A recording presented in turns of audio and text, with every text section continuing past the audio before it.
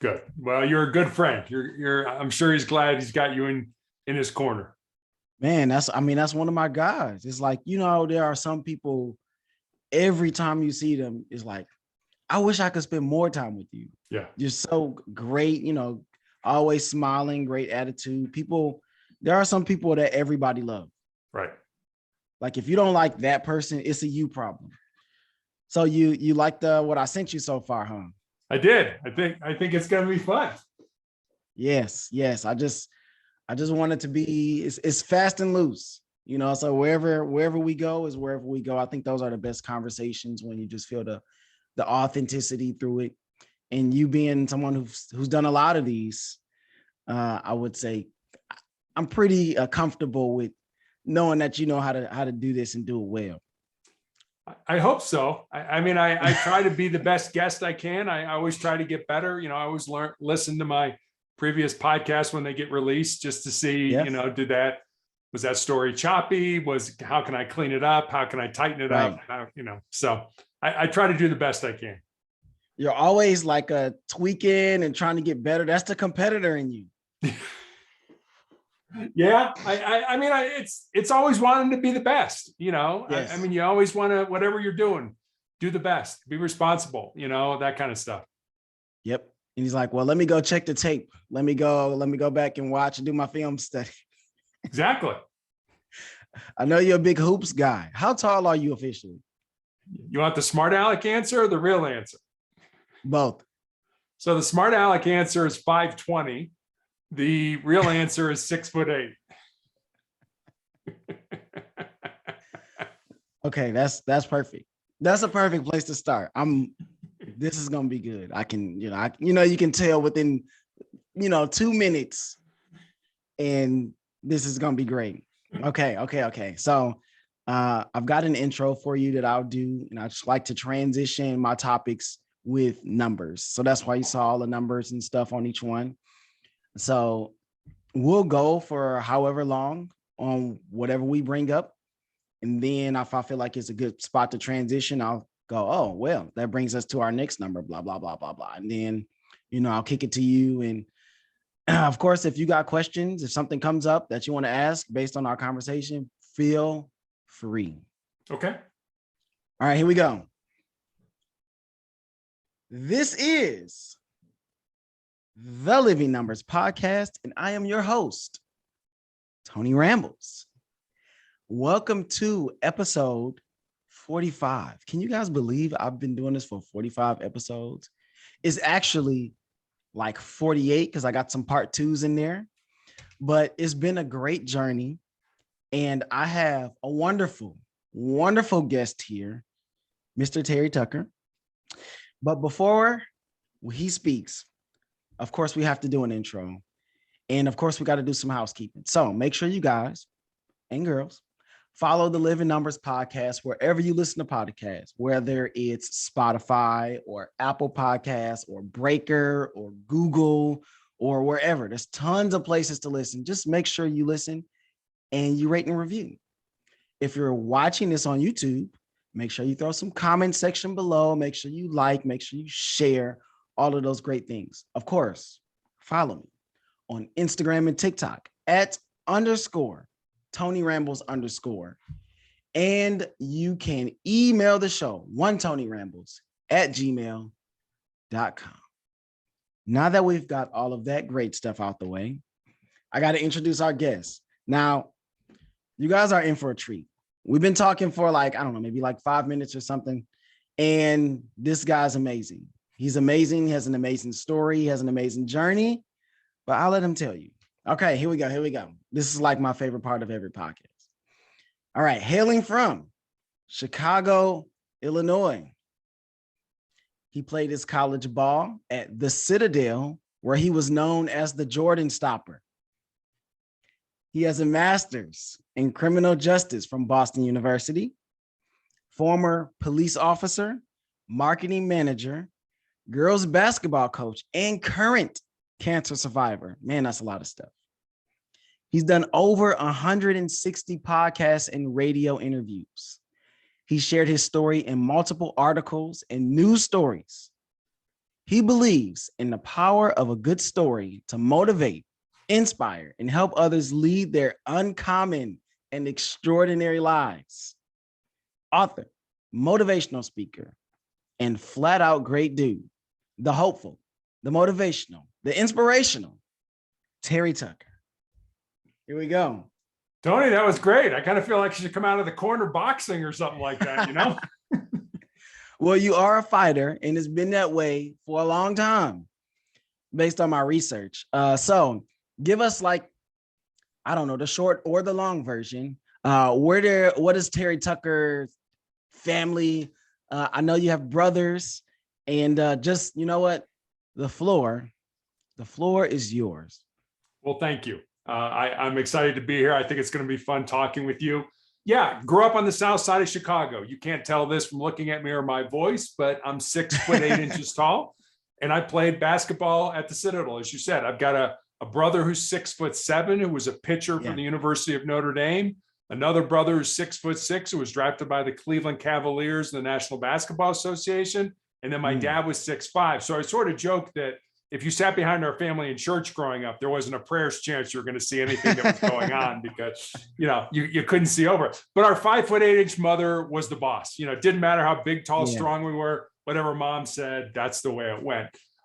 Graduated from the Citadel, moved home to find a job. I am much older than you are, so the internet was not available to me when I was looking for a job. Fortunately, I found that first job, corporate headquarters of Wendy's International, the hamburger chain, in their marketing department. Unfortunately, I ended up living with my parents for the next 3.5 years as I helped my mom care for my father and my grandmother, who were both dying of different forms of cancer. I won't touch on my professional career because you've already kind of mentioned that. I guess I'll just round it out by saying that my wife and I have been married for 28 years. We have one child, a daughter, who's a graduate of the United States Air Force Academy and is an officer in the new branch of the military, the Space Force. The Space Force. Like the first thing I thought of was his real name's not Michael Scott, but the show is on Netflix. Yeah, Stephen Carell. There you go. Yeah. I'm pretty sure that's people in the Space Force don't like that show. I could imagine, but like my favorite thing that he's done is The Big Short, though. Yeah. Oh, he's had a great career. Yeah. That guy. So if you just watch The Office or like 30-Year-Old Virgin, you don't really know how versatile that guy is as far as like the different roles that he can do, how talented he is. He's so awesome. He is. He makes, I mean, I had to laugh at a lot of things in that Space Force documentary. It was just, my daughter wasn't real happy with it, but I think even she laughed at some of the stuff. Okay. So you said you have two other brothers, right? I do. Who's the best athlete? Oh, that's a good question. We all excelled in different things. I was probably the better athlete, but then I had 3 knee surgeries. And so that ended it. My middle brother, who was drafted by the Cavaliers. Not PJ Tucker. Yeah, very good athlete. And then my youngest brother, kind of a funny story. You mentioned, the Michael Jordan stopper or killer or whatever you said about that. My youngest brother, who pitched for Notre Dame, still is he's a basketball coach in Barrington, Illinois, but he was a basketball coach at Loyola Academy in Chicago. Yeah, tell the story. And he coached Michael Jordan's 2 sons. And so he said, one day I'm at practice and it's toward the end of practice and I'm teaching the players a new play. And he said, all of a sudden I look up and nobody's paying attention to anything that I'm saying. And so I look over where they're looking, and it was the door. It was the door to come into the gym. And Michael Jordan had come into the gym as a dad to take it, to pick up his kids and take them home. Yeah. And my brother looked at him and said, hey, Michael, you're a little bit of a distraction. Would you mind stepping out, in the hall until practice was over? And Jordan and his wife were both super people. They didn't try to micromanage or try to coach the team or anything. And he was like, sure, coach, I'm really sorry. I didn't mean to be a distraction. I'll wait outside till practice is over. And my brother later thought, I'm probably the only coach in the history of basketball that ever kicked Michael Jordan out of practice. So. Man, that's a great story. I remember because I'm listening to other stuff with you on it. I'm like, oh man, this dude is electric, man. He could tell any story. And I mean, that is like things can just come full circle because didn't you play against Jordan? I think that was a story that I heard as well, right? It did, and I mean, this is kind of it's not really a fair kind of situation, but when I was a senior, it was Jordan's freshman year, senior in college, Jordan's freshman year at North Carolina, and they held a tournament. They called it the North-South doubleheader. Yep. It was held in the Charlotte Coliseum, and they took two teams from the state of North Carolina, which happened to be North Carolina and North Carolina State, and two teams from the state of South Carolina, which happened to be my school, the Citadel, and Furman. And we played a round robin because North Carolina and North Carolina State are in the same conference, and the Furman and the Citadel are in the same conference. So on Friday night, we played against Michael Jordan and North Carolina. James Worthy, Sam Perkins, Dean Smith was the coach. And that was 1982. That was the year that North Carolina went on to win the national championship. And then Saturday night, we played against Jim Valvano and the North Carolina State team, who the following year, 1983, they would go on to win the national championship. So in the course of one weekend, I was fortunate enough to play against two national championship teams, which was just an absolute blast. Yeah, I could imagine. And then like when you were playing those guys, did it ever feel like, oh, these guys are going to be like superstars because they're in like different stages and you're in a different stage, right? You're a senior in college. You probably feel like you're okay. So was it immediately noticeable that these guys were different? I mean, they were certainly better than us. I mean, there was no doubt about that. Although I you know, in full disclosure, we were winning at halftime against North Carolina. So I will let that just kind of hang there. And too bad the game didn't end then. I mean, Jordan was not the Jordan that we all know now. I mean, he was a freshman. You know, he was still, you know, getting his sort of sea legs underneath him and that kind of thing. I mean, James Worthy, Sam Perkins, those were the upperclassmen. Those were the guys that, you know, were really the good players. But then Jordan developed. I think he hit that shot almost at the buzzer in the national championship game. And I think that started the, you know, the ball rolling to what Michael Jordan is today. Right. So, okay. Back to your brothers. Cause I asked that question because I have a lot of brothers. And I know you've got like 14 brothers and sisters, don't you? That is correct. Hey, I do my homework too. And we all feel like that we're pretty good athletes. And I feel like my dad is the best athlete out of all of us. Now, obviously, none of us seen him play, but he had tryouts with a couple of major league teams. He played college football at Eastern Michigan. We've seen pictures, like he was jacked. And so we're like, okay, maybe in my mind, I'm like, maybe he's first, but I'm pretty sure I'm second. I'm pretty sure I'm second out of everybody else because I'm like, man, like fluidity of the hips, you know, not just playing football, but if we were to play basketball or tennis or something else, I feel like I'd be able to adapt faster than the rest of them. Yeah, I mean, I think, you know, my brothers and I, we've had this discussion, you know, if we knew today, you know, about the training techniques, the mindset techniques that we did not have, you know, 40 years ago, 50 years ago, when we were, you know, kids kind of coming up. I mean, we would have been so much better athletes if we knew what we knew today. And so, I mean, it's always a blast when the three of us get together. I mean, our house is literally, I mean, if you're sitting at the table and you say, pass a roll may actually be thrown at you. You know, I mean, that's kind of, exactly. Play action going. Like, here you go, catch this. You know, you know, mom and dad would have none of it, but you know, as boys now, I mean, we're all adults and have careers, and we all have master's degrees and things like that. But it's just fun to get together and recount the stories. Do you remember? And I'm sure you do it with your brothers and sisters. Oh, all the time. Do you remember when this happened? Do you remember when that happened? Yeah, it's a blast. We used to just like, so we had this house and it was pretty big. And there was like from the front door to the back door was a throughway. And then if you look up, there's like a catwalk, right? Where the upstairs is. And so, man, when the parents leave, we would just break the football out and just right down the hallway from front door to back door. I mean, we could spend an hour and a half just throwing the football. And, you try to get it over, you try not to hit the chandelier. I mean, it was just bonkers when me and my brothers, and even now, like you just said, whenever we get together, there's always going to be a point where we're outside throwing a football. Like, no question. There's always a football in somebody's trunk at somebody's house. And don't let there be like a basketball rim or go around. Now, if we're just going to talk about basketball, I think I got a brother that's 6'3". So clearly he's the tallest of all of us. I've never played basketball with him. He doesn't really play basketball anymore, which to me is just unfortunate. But, you can't help what you love. Right. But I got another brother. He's about 5'10". And man, I think D-Lo is 6 years younger than I am. But when you talk about skilled athlete, that dude is so skilled. But I'm going to get to our first number. And since we're talking about sports, we're going to stay there. Our first number is 4 years, because you coached 4 years of girls basketball.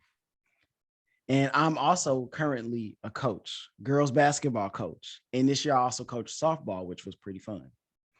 So I would say you being an athlete yourself, playing college basketball, just compare and contrast the different, I guess, eras of what that looks like, because you came up at a very different time than it was when you were coaching.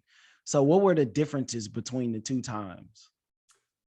I mean, girls in general. I mean, if you think about it, I grew up with 2 brothers. I have no sisters. I went to an all-guys Catholic high school in Chicago. Oh, I went to an all-male military school. The Citadel, when I went there, was all-male. It's now co-ed, but I went to an all-male military school. So when my wife and I were pregnant, and we went to the OBGYN, it's like, do you want to know what you're having?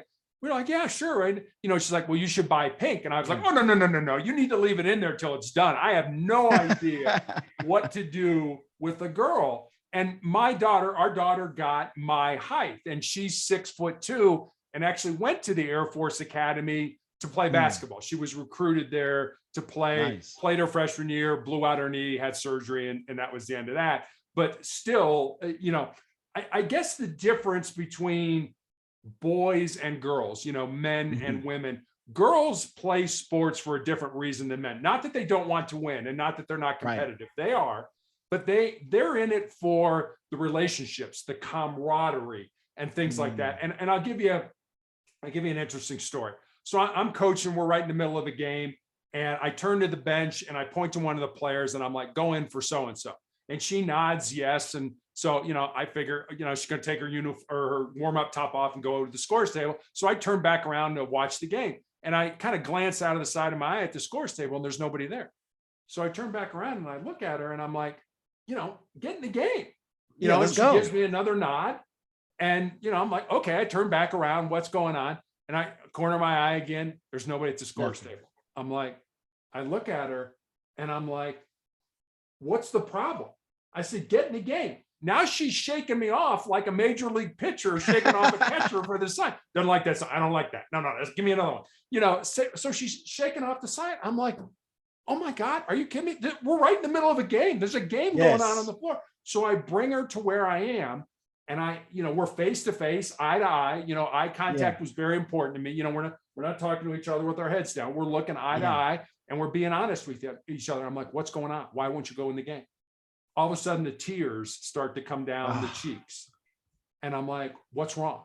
She's like, I don't want to play. I'm like, there are no uniform wearers on this team. You don't get just to put a uniform on and sit on the bench. Man. I need you in the game. And she's like, well, I'm afraid I'm going to make a mistake, and my friends in the stands are going to make fun of me. I said, what about your teammates? What about the girls on the bench here that you work every day in practice to become better yourself and to make them better? And I'm doing psychology 101 right in the middle of a game. In the middle of a game, literally feet from us. And I'm like, I don't have time for this. I need to be coaching and figure out what's going on. Eventually got her to the point where I was able to get her to focus on these girls need you as much as you think the girls in the stands who are your friends are going to make fun of you. They need you. And I convinced her to go in the game. Yeah, she made a couple mistakes. I mean, right. What's basketball? It's a game of mistakes. Whoever makes the fewest usually wins the game.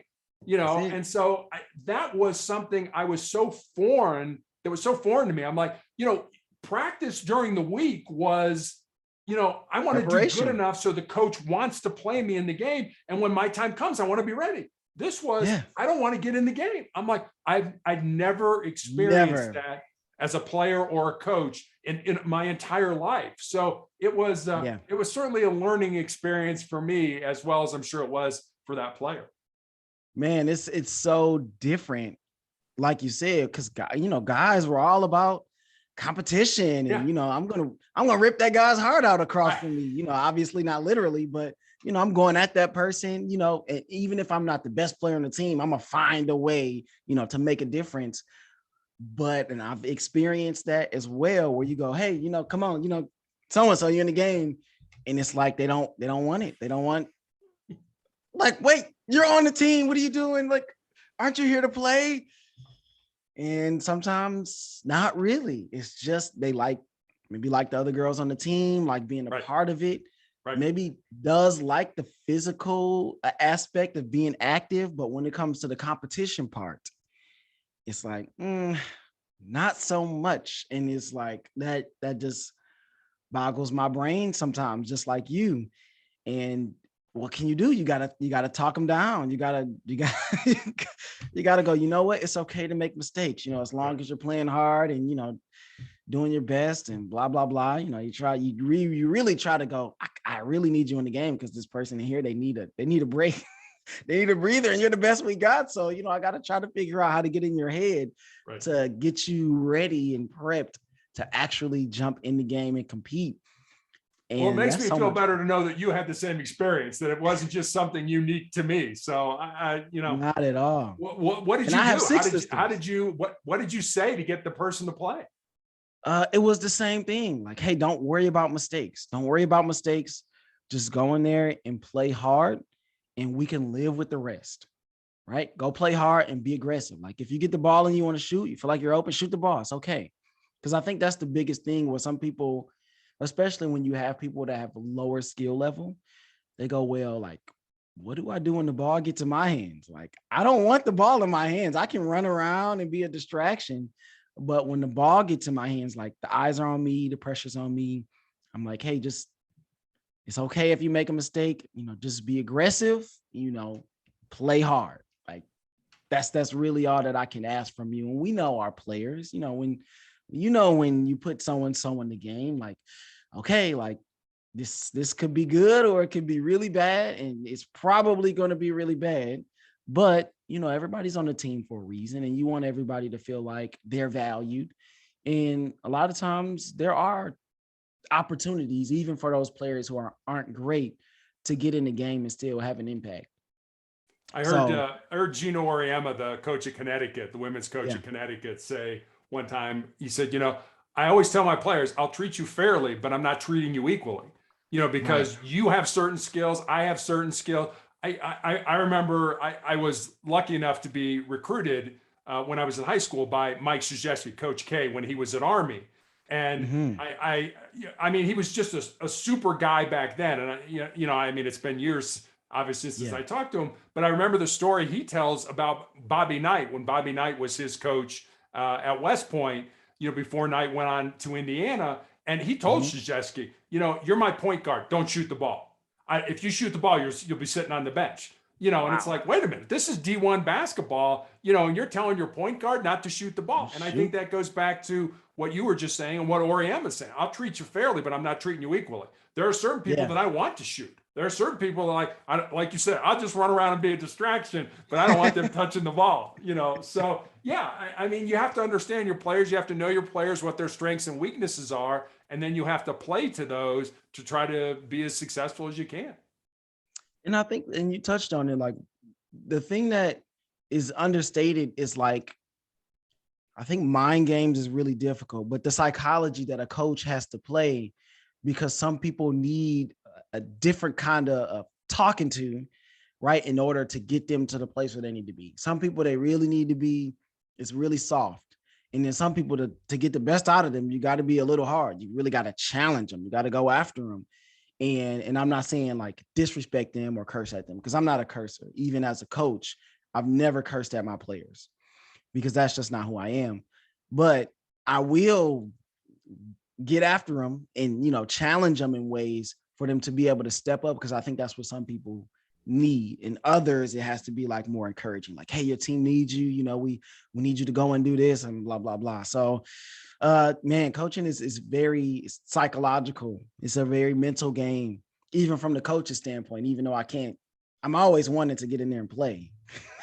I'm still a player in my mind. But I mean, but what you're talking about translates to business just as well. Yes. You as a coach know that this player, I need to get right in their face and yell at them to be productive. That player I need to encourage. This player, I don't need to say a word to, because they'll be harder on themselves than I'll be on them at all. Absolutely. And that same dynamic works as a boss. You have to know your people. There may be people where it's like, hey, Tucker, you totally screwed that up. You better get your act together. Okay. Versus they just need to look at you. Tucker's going to be harder on himself than he's going to be, than I'm going to be on him, versus the Tucker that, hey, look, you know what? Yeah, you kind of messed that up. Here's what you need to do to be better. I know you can do it. Go out there and do it. But I mean, think about that. I mean, it's not a one size all. It doesn't work. It doesn't work that way. It doesn't work as a team when you're the coach. It doesn't work that way when you're the boss. You have to understand your players and really what motivates them. What kind of guy are you? Are you one of those guys that need to be like antagonized, or are you harder on yourself? Like where do you fall on the spectrum? I'm harder on myself than a coach will ever be on me. I expect perfection out of everything I do. And I even put this in my book. Vince Lombardi, when he took over the Green Bay Packers, the Packers were terrible. And I remember he brought all the players together, and he and I'm going to mess it up a little bit, but he said, gentlemen, we are going to relentlessly pursue perfection, knowing full well that we'll never catch it, but along the way we'll catch excellence. Nice. So I love that line. And that was me. I always wanted to be perfect, knowing full well that I was never going to be perfect, but I always wanted to be that way. So you didn't have to say anything to me. I know I messed up. I know I'll do better the next time. So you don't have to say anything. I got it. Did you ever have a boss that didn't understand you in that way and did it the wrong way for you, and it never really clicked for you, like with that boss or that coach? Not necessarily with coaches. I was very fortunate that the coaches I had were really good in Chicago, and I played for Les Robinson at the Citadel, who, as far as I know, is still the only person who was the Division I coach at 3 schools and also the athletic director at those Division I schools. Wow. So he was coach and athletic director at the Citadel, coach and athletic director at East Tennessee State, and coach and athletic director at North Carolina State. He took over for Valvano when Valvano got in trouble. But there were certain bosses I just didn't click with. And I don't know if it was, you're an athlete and I've never been an athlete. And so I don't like you just because of, I'm like, I haven't done anything. I haven't even started work, right. You don't like me already, I just got here. But that's as much my responsibility as it is the boss. I can't just sit back and say, oh, he doesn't like me, that's why I'm not successful. I got to figure out a way to be successful based on the way he is going to be my supervisor, because let's face it, he is. And I can quit, or I can figure out a way to make it work. Man, I love that. And obviously, like, life is not black and white. There are some gray areas, but there are some black and white areas too, where either you got to figure it out or you got to go do something else. Really, if you put it to yourself in those terms, you're going to have to choose one. And I'm not, back to the question, I'm not one of those people as well that needs somebody to yell and bark. I've always hated that, because like you said, like, I'm going to be hard on myself. Like, trust me, I want to be the best, like, no matter what it is, whether it's basketball or checkers or being a teacher or making a podcast. Like, I want my name is on this. So I want it to be awesome. So, but did you have teammates that did need that did need I got to yell and scream at them? Yeah. And that's great. And I think it's the coach's job to know and understand who needs what, especially when you're talking about working with teenagers, like I do and you did, working with teenagers, like they don't always even know. So for me, I'm like, just don't yell at me. I don't think I had a coach, and I played football in high school. And that's a more rah-rah macho. I gotta That's an yell at emotional game. people. Yeah, absolutely. They gotta know I'm the boss and all that kind of stuff. So I mostly had coaches that would yell at me. And I hated it. I hated every second of it. So I've always thought about that now that I've transitioned into being a coach, that I wasn't going to be that person, berating person. And even when I'm in a leadership position, no matter if it's coaching or if it's something else, I'm not going to be that person that is just going crazy on people. I'm always trying to figure out how people tick. Like, okay, how can I get the best out of this person? What do I need to do here with that person, with this person? So, man, this is life, right? It is. So I want to move into your 4 truths, because I found these, very simple to understand, but not always easy to do. And my brother, who had kids before I did, he has 2 girls. And he said that, man, parenting, a lot of time is very simple, but it's not easy. Where you know what to do, but can you consistently do it over a long period of time? Like, you shouldn't pick up the child every time they scream, but sometimes you just go, come here, let me take care of it. So let's jump into your 4 truths. That's our next number here. And it's first, control your mind, or it will control you. Number 2 is embrace the pain and discomfort we all experience in life and use it to make you a stronger and more determined individual. Really like that. What you leave behind is what you weave in the hearts of other people. And number 4 is, as long as you don't quit, you can never be defeated. Now, these are probably like children where you don't have a favorite, but I'm going to ask you, okay, which one do you most identify with on a daily basis? I think the first one, and I think I started to identify with that much younger in life. When I was in high school, I had 3 knee surgeries. And I remember when I went back playing basketball after those knee surgeries, my mind was putting all this kind of negative garbage into my thoughts. Things like, hey, yeah, you're probably a step slower since, you had these surgeries, and college coaches aren't going to be interested in recruiting you. And I remember thinking, wait a minute, I'm still playing at an elite level, and college coaches are still reaching out about the possibility of playing for their school.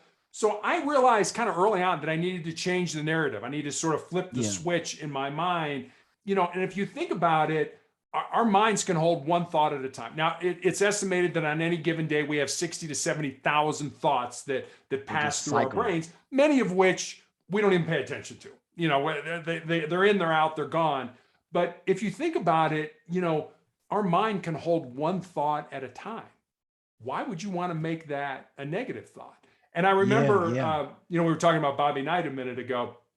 When I was in high school, I played in the same conference with a guy by the name of Isaiah Thomas, who went on to play for Knight at Indiana and then played for the Pistons. Yeah, Detroit basketball, baby. Yeah. And so, he and I would see each other in the summer, when we would come home, and I would ask him, what was Knight like? And, he's like, he loves his players, great guy. But Knight had a saying, very simple saying, and it went like this: mental is to physical as 4 is to 1. So here's this great coach, probably one of the greatest coaches of all time, teaching premier athletes, Indiana had got some of the best talent in the country, how to use their bodies to be great basketball players. But what he was really saying with that quote is that your mind, or your mindset, is 4 times more important than your physical body is. So I would say number 1, being able to control your mind, flipping that switch, making something positive out of something negative, because I think that permeates the rest of the truths. If you don't control your mind, the rest of that you're not going to embrace pain. Yeah. So how do you control your mind? Like, I know you have a book with all of these great things in it, and I'm not going to ask you to give away everything, but let's just talk about one. And how do you control your mind? How do you do it? Yeah, my book's called Sustainable Excellence, the 10 Principles to Leading Your Uncommon and Extraordinary Life. And it's always fun for me as the author because people will read the book and there's always one truth. Each chapter is a principle. There's always one principle that resonates with the reader. And I wrote them all, but there's one that resonates with me, and it's this one. Most people, and I've done this, that's why it resonates with me. I've done it a lot. Most people think with their fears and their insecurities instead of using their minds. I know I've done that. I know that, there was something in my life. I think I should do that. Ooh, maybe I'm not smart enough. Maybe I'm not talented enough. What will people say about me? What will people think about me if I fail? That's thinking with your fears and your insecurities instead of saying, using your mind, like, this would be a good thing for me to do, and I should do it. But we get held back because what we think with is our fears and our insecurities instead of using our minds. And you go like, I think once you kind of get over that and you start to ask yourself, like, well, why not? Like, what happens if I succeed? And you go, oh crap, this could be pretty good actually. And so like one of the questions that I ask myself, because I love this control your mind. I love it. Because it's so important. Like you said, 4-1, like Bobby and I referenced. And I go, okay, let's see. What's the worst that could happen if I do this? And you go, okay. What are the consequences if this happens? Okay, like, can I deal with that? And this obviously is when you're making decisions that could have some negative impact. And a lot of times the decisions that we make, there's not a whole lot of downside, right? So if I make a podcast and it sucks, like I could just stop making it. Who cares? But if I make a podcast and it's awesome and people love it, now what kind of doors are opening? Now what kind of people am I able to meet? So I'll go, okay, wait a second. Like the upside is way better than the downside. So let's just do it. And oftentimes what I tell people, and I had a kid come to me and he's like, Mr. Franklin, like he's a senior. And he's like, I have a sibling that's doing amazing things. And it basically comes down to he's kind of afraid to graduate high school and see what's next. And so my thing was to him, okay, what is step one? Let's figure out step one. Let's just figure out what that next step is, okay? And then let's focus on that. And once we take care of step one, okay, what's step two? What's step three? So we kind of compartmentalize what's going to happen, because sometimes thinking of the big picture is too much for some people. Some people need to have the big picture, right? We're all so intricate, man. We're so difficult as people. I mean, we are, and you're absolutely right. And I think you made an incredibly important point. Let's take somebody who say, I want to be a better salesman. They're a salesman in some company. Now, that is a huge thing to wrap your head around.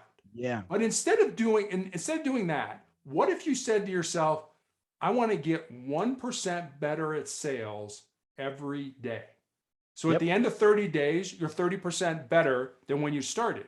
At the end of 90 days, at the end of 1 quarter of the year, you're 90% better at sales than when you started. It kind of goes back to that old joke, how do you eat the elephant? One bite at a time. One bite at a time. Yeah. If you can't wrap your head around, I want to be better at sales, but you can wrap your head around, I want to be 1% better at sales today, and then 1% better tomorrow, and 1% better the next day. That's much easier to handle and to understand than some great big goal. And I think another thing that you talked about, and I think this is important, and we always talk about, we want to set goals.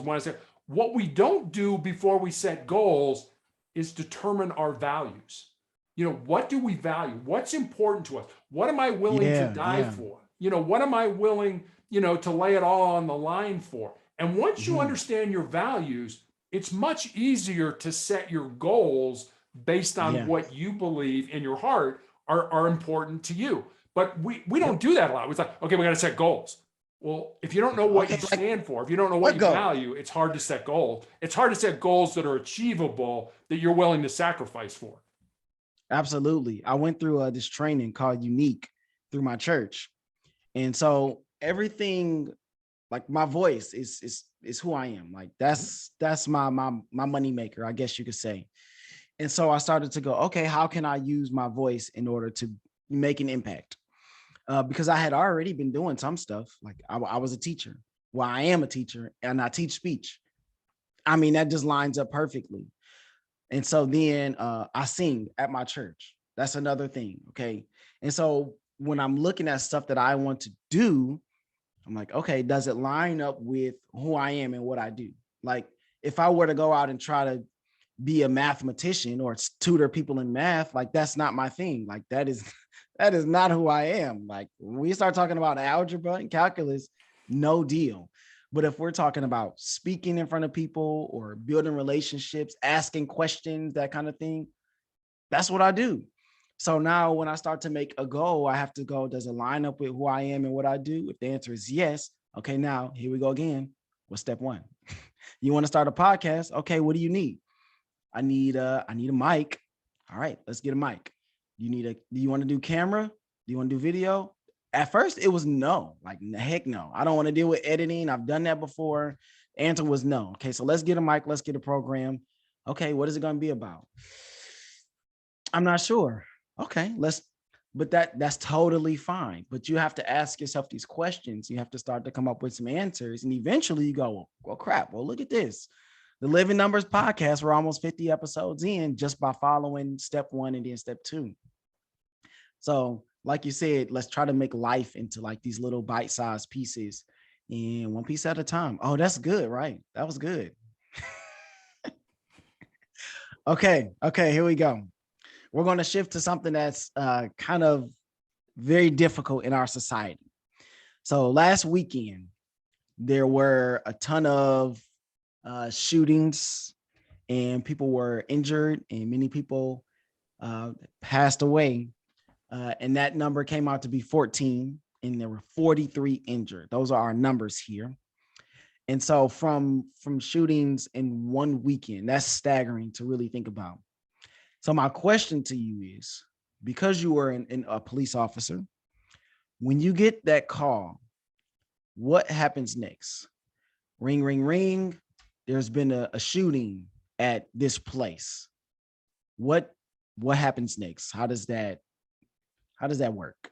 You develop a plan. So I was a policeman in Cincinnati. Cincinnati runs pretty much single person cars.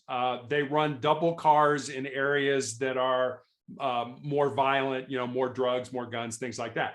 Myself and my partner, we were a double car. So we got all the hot runs, the shootings, the stabbings, all that kind of stuff. So the first thing you do is you develop a plan. Okay, where is this? And what's the safest way to get there?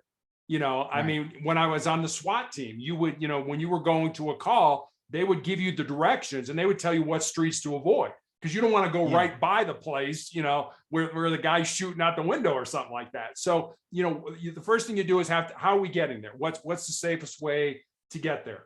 And that's the thing you got to remember. It's all about safety for us because, I mean, on every police car you see, there's the motto to protect and serve. Well, that's the motto of the police department. I hate to tell you this, that's not. Here's what the motto is. At the end of your shift, everybody who came to work with you goes home as good or better than when they came to work. That's our motto. That's what we do. I mean, me getting shot and killed, that doesn't help anybody. I buried way too many police officers. So the first thing you do, we're coming up with a plan. How are we getting there? And then once we get there, what are we doing? Are we securing the scene? Do we know who the shooter is? Is the shooter gone? Is whatever that ends up being, because we need to be, I mean, if I get shot, I'm no good to anybody. And now I'm just another casualty. Yeah. I'm just another casualty to that incident. So we get there and this is the other thing, and this is going to sound bad, especially if you're a bystander. I don't know who the shooter is. We may not know who the shooter is. So when I get there, I may point my gun at you and tell you to get out on the ground, and I may handcuff you, and you have absolutely nothing to do with this. But put yourself in my shoes. I don't know that. I don't just do what I ask you to do. Yes. Wait till the scene gets under control. And once the scene's under control, we'll sort things out. Those handcuffs come off just as easily as they go on.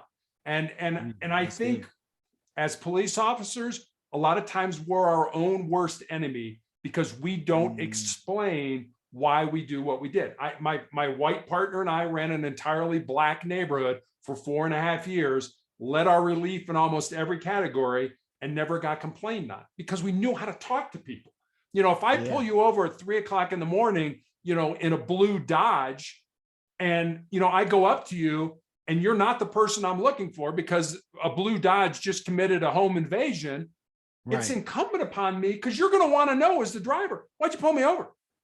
Well, Exactly. I pulled you over because your vehicle matches the description of a home invasion. You are not the person. Thank you for cooperation. You're free to go. Have a safe night. Now, you can live with that versus, oh, just shut up and go on. I don't need to tell you. Right. Whew. I don't need to tell you why I pulled you over, but why wouldn't I? Why wouldn't I help you understand why I was doing my job? It's not personal. It's not because you're black. It's not because, I'm looking for dope. It's because your vehicle matched the description of a vehicle we're looking for. You're not the person. Yep. Thank you for your cooperation. Have a safe night. You're free to go. That's easy. And that communication, just that little explanation, I mean, it makes a huge difference, a massive difference between I hate police officers because they screw with people, and man, that cop was cool. I have no issues with police officers because I've had times where I've been pulled over and it was completely my fault.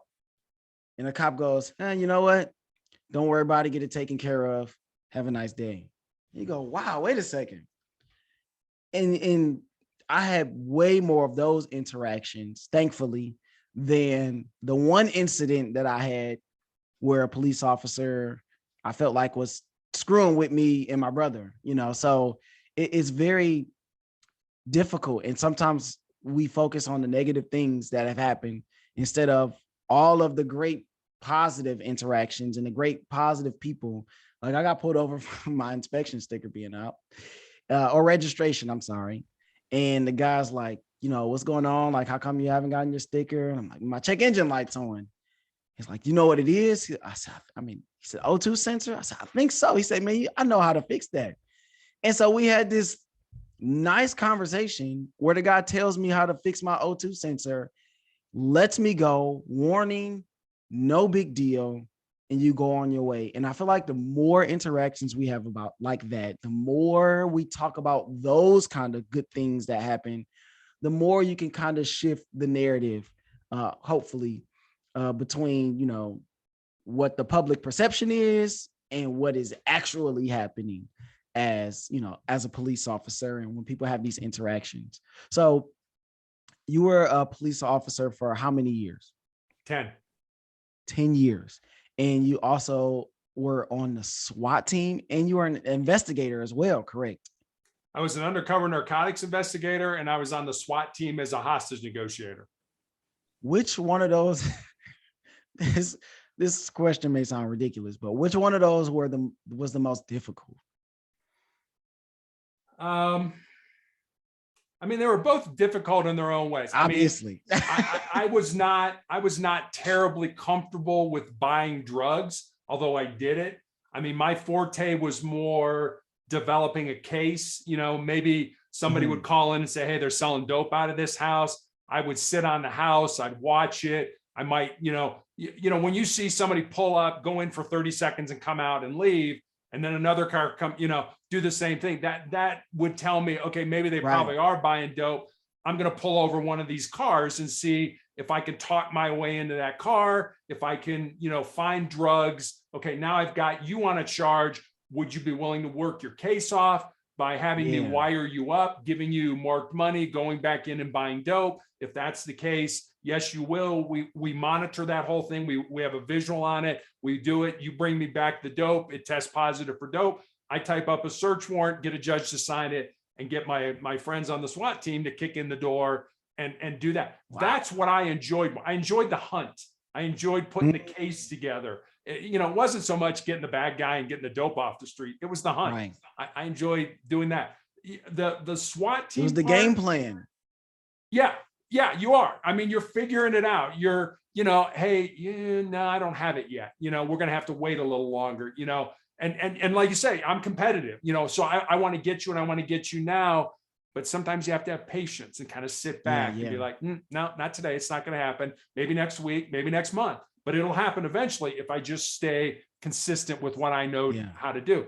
The SWAT team part of it it was emotionally exhausting because you had to deal with an individual who was in crisis. And let's face it, if you're talking to me, you're probably having the worst day of your life. And, you know, your house is surrounded by the police. You're talking to a negotiator on the phone. And, you know, one of the things we had to do was we're developing a relationship, you know, just like a parent or a child or a husband and wife or a boss and a subordinate. You're developing a relationship with that person. And now that person may be a homicide suspect. They may have committed murder. They may, you know, whatever, but you still have to develop a relationship, and you have to get down in the mud with those people. You know, I mean, if they're yelling and screaming and they're just pissed as hell, you can't say, oh, you seem a little upset. You've totally missed what they're doing. You've totally missed what they're saying to you. So you got to get down in the weeds. You got to get down in the mud with those people. And when you do that for 2 hours, 3 hours, 4 hours, you are exhausted. You are mentally spent. So they each had their own different, you know, stressors and that, but I had fun doing both of them. Man, so you've done so much. You've had like this life where you've touched so many different areas and so many different people, I'm sure. And so our next number here is $100. And I read this article where these people have retired on a cruise ship, and it basically costs them $100 a day. So, Mr. Tucker, my first thought is this dude will never retire. He'll probably work and do whatever it is that he loves until his last days. But hypothetically speaking, because I kind of feel the same way. I'm like, if I love what I'm doing, why would I stop doing that? It's not work. Yeah. Hypothetically speaking, if you were to retire, what would ideal retirement look like for you? Like, what would be the setting? Like, where would you be? The people that's around, what would that look like? I mean, family's always been a big part of it. So I think my family would be there in some capacity. I mean, I've lived in Santa Barbara, California, which I think is one of the most beautiful places, certainly in the United States. It never gets hot. It never gets cold. It rarely rains. I mean, it's just an absolutely beautiful place. I loved living in Charleston, South Carolina. I mean, but Charleston's humid. They got all kinds of bugs and stuff like that. But I really enjoyed that. I would probably retire in Santa Barbara, although I'm not a big fan of California. So, I mean, that would be a hard thing to do. I would have my family around, and I would probably spend some type of time every day volunteering in some kind of a teaching capacity, doing something to help. I've always believed that regardless of where we are, who we are in the world, our job is to serve. I mean, I have a strong faith in God. I believe that, you know, to serve your God, to serve your family, to serve your fellow man, whoever it is, that should be your role in life. With your unique gifts and talents. And so I would do that in some way. When I die, where I die, how I die, way above my pay grade. Don't spend a lot of time worrying about it. Have already planned my funeral because of my cancer. So I probably won't get the opportunity to retire, and that's okay. I mean, I'm not, dying doesn't scare me nearly as much because I found my purpose in life and I lived it. Yes. And there's going to be a time when it's going to be time to move on. And when that happens, hopefully I'll be in a place where, okay, God, you know, do with me what you come want. Get me. Yeah. I'm ready to go. Yeah. Here we go. Exactly. What do you enjoy so much about teaching? Because you've mentioned it a few times, but what is it about teaching that is something that you just want to do so much? I think kids, young people, I mean, not just kids, but even, you know, young adults, they're so much like sponges. They're so much in a lot of ways looking for somebody that they can trust to sort of set them on the right path. Yes, I mean, I can't live your life for you. You have to live a life that's true to you, but I can give you some things that I believe will help you be however you define success in life. And if I can impart that kind of stuff, like you say, I've done a lot of things in my life. You know, a lot. I've worked with, you know, rich people. I've been involved in poor people. I've seen the ugly side of life. I've seen the great side of life. So I've seen a lot. I have a lot of things that I believe are important to pass on. You can take them or leave them. You like them, you don't like them. Okay, that's fine. but these are things that I think will help you. And again, I have no agenda. And again, I don't have all the answers. I mean, I don't know everything, but these things have worked for me. And I'd like to be able to pass them on to people in the hope that maybe they could work for them at some point in time. Yeah, you said something very important. They're looking for people that they trust. Yeah. Because they don't always trust the teachers that they have in their classrooms. Right. And that's sad, but they're always looking, they are looking for it. It may not look like it with a lot of them, but they're always looking for it. And like you, I'm just like, I've done a bunch of different things. So whatever I can do to pass it on. And you talked about meeting these as an investigator or as a hostage negotiator, meeting people in the mud. Man, that is so true in every sense of building relationships with people.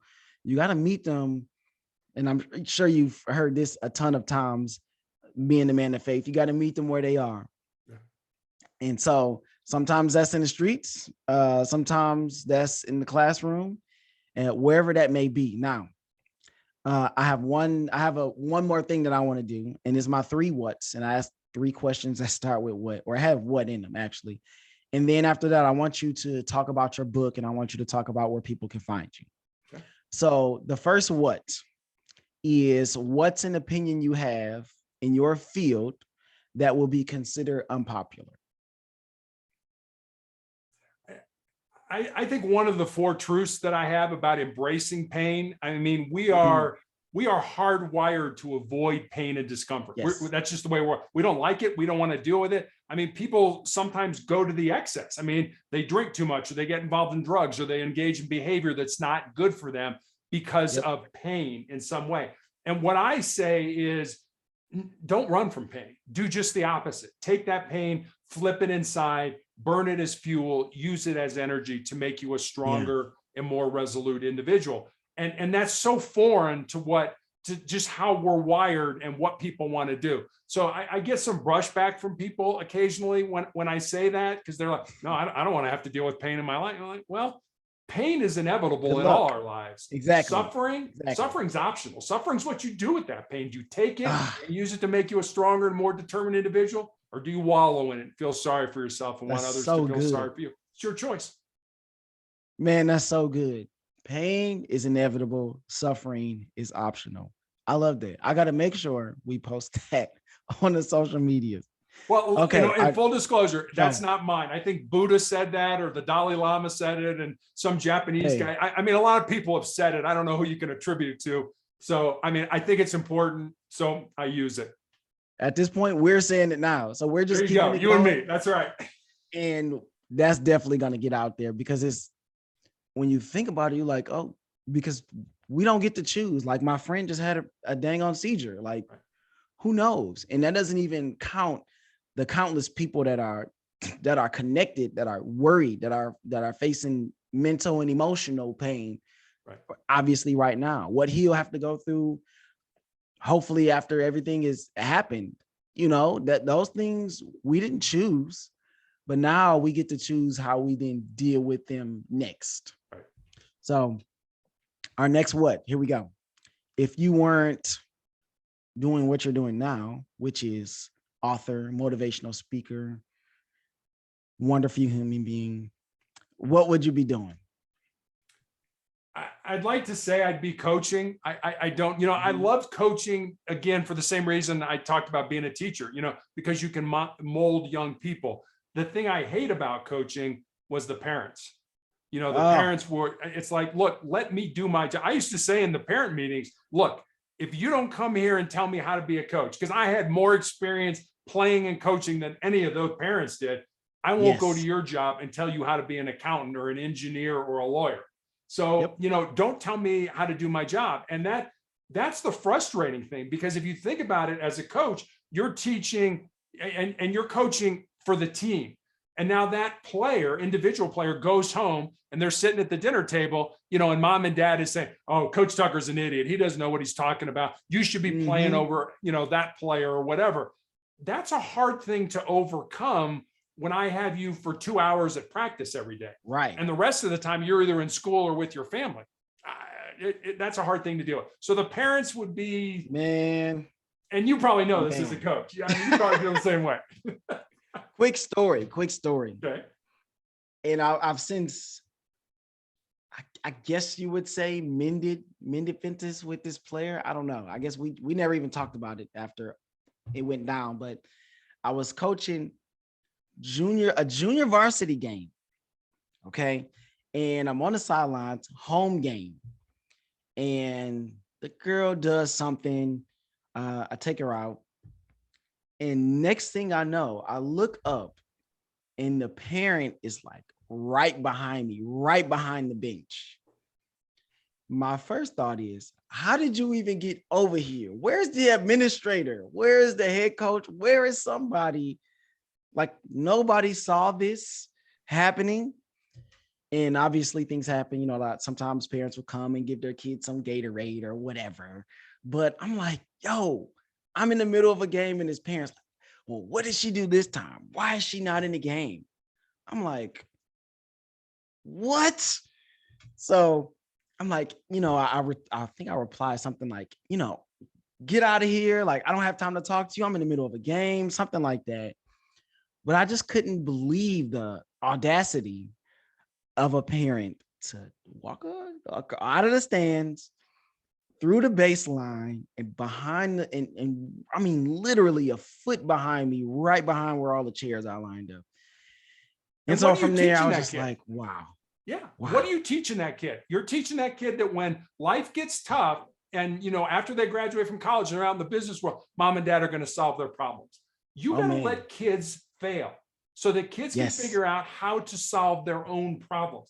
And that's what team sports does. And I used to tell that to the parents. It's like, look, I love your kids. I'll do anything to make them successful. I'm not here to look, you know, to make them fail. I want them to be successful. But you can't undermine me at every chance you get. I got news for you. There are better players on the team than your daughter.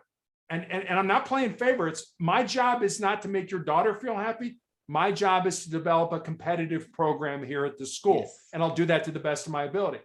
And if your daughter's on the team, she's good enough that I think she can help us. Otherwise, I would have cut her. So don't see like, you know, you're better than so-and-so and you should be playing over them, because all that does is make the kid upset. And then they go to practice and they take that out on me and their teammates. Yeah. And sometimes they're just not better. Right. They're not that good. Yeah. Most of the time when you go, oh, they are better, it's like, well, I'm in practice, and trust me, if they were better, they'd be playing more. I want to win, or there's always something. That's why, like, I don't know how much NBA or sports you watch now, but when people are like, well, why isn't this person in the game? Or why isn't that person in the game? I'm like, well, as a coach, man, you want to win, and you're going to try to play the people that give you a chance to win. So if this person is so much better, trust me, they will be in the game. Or there's something socially or mentally with the team that this person brings that may be a negative. Like, okay, yeah, you're good, but you're taking away from the whole here of what we have with something that's not basketball or not skill related. And sometimes that's worse. That can be way worse, you know, drag a talented team down because of the mindset. It is. And I mean, and you know this as a coach, good teams are made during the season. Good players are made in the off season. So, you know, what did you do in the summer? Oh, you didn't do anything? Then don't sit here and tell me that you should be playing. You didn't do anything last summer. You know what? So I'm going to play the kids who got out and played in the summer leagues, who lifted the weights, who, you know, went running and did all that kind of stuff, because they deserve it. If you didn't do anything, don't sit here and tell me how great you are. Yeah. And also, like in basketball, it is very easy to see. There is no hiding. Yeah. When you get that ball in your hands, either you can handle it or you can't. Right. When you shoot that ball, and a lot of times they don't even have to have a ball. They could just shoot it. You go, okay, there's something, or there's absolutely nothing there. Like, there's no hiding in basketball, which is what we both coach. There's no hiding. So everybody can see that your daughter's a turnover machine. So we're going to get off of that, and we're going to get to our last what. Okay. What advice would you give to someone in high school? Like, if I were to take this back to my kids and play it for them, what advice would you give them? I'd say, first of all, be patient. Life is going to come at you. Yeah. You don't know nearly as much as you think you do. Be patient and life will come to you. Secondly, I'd say be humble. You don't know everything. There was a great book I read a couple years ago called Legacy. If you haven't read it, I think you'd love it, especially as a coach. It's about the New Zealand national rugby team, who by all intents and purposes is the most successful sports franchise in any sport in any country of all times. And I took 4 pages of notes when I was reading the book. And one of the things I found interesting was, here is this premier, professional team. And I don't know anything about rugby, but if when they're bringing somebody on, you would think they would bring somebody on who's technically competent. I'm very good at what I do. And I'm not saying they don't, but the 2 things they look for when they're bringing a player on are 1, character. What kind of person are you? And 2, humility. And I think back on my career, how many times did I go into an interview for a job where it's like, boy, I better have all the answers. What they're saying is, we don't expect you to have all the answers. We'll individually won't have the answers. Us collectively will figure out the answers. So humility, I'd say, would be another thing. And then I'd say the last thing you should do is work on your character. Be a person of good character. Know what you stand for, understand your values, know what they are, and know what you're willing to live with and live without. And I guess one more thing I'd add, be a lifelong learner. Don't just go to school and then say, I'm done learning. Be a lifelong learner. Be curious. Get out there. Ask questions. Why are we doing this? How are we doing this? What are we doing this for? Ask those questions. You'll have a much happier life and a much more successful life. Wow. I mean, that's a great place to put a pin in it. Until the next time we do this, obviously. Plug your socials. Where can people find you? What's the website? Talk about your books, whatever you got. Yeah, the book I mentioned, Sustainable Excellence, 10 Principles to Leading Your Uncommon Extraordinary Life. You can get it anywhere. You can get a book online, Amazon, Barnes & Noble, Apple iBooks, however you do that. I have a website called Motivational Check. Every day I put up a new thought for the day. And with that thought comes a question about maybe how you can apply that thought in your life. On Mondays, I put up the Monday morning motivational message, which is usually a video or a story that I found that's maybe a little bit longer. I have recommendations for videos on there, recommendations for books. The podcasts that I've been on are on there as well. You can also leave me a message on that, and it's motivationalcheck.com. Also, my social media links are also on Motivational Check.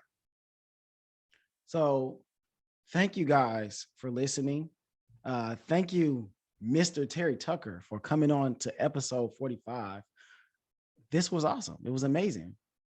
Well, Tony, thanks for having me. I mean, I always say it's nice people like you who allow me to come on and between our conversation, hopefully make a positive difference in somebody's life. And if we do, today's been a good day.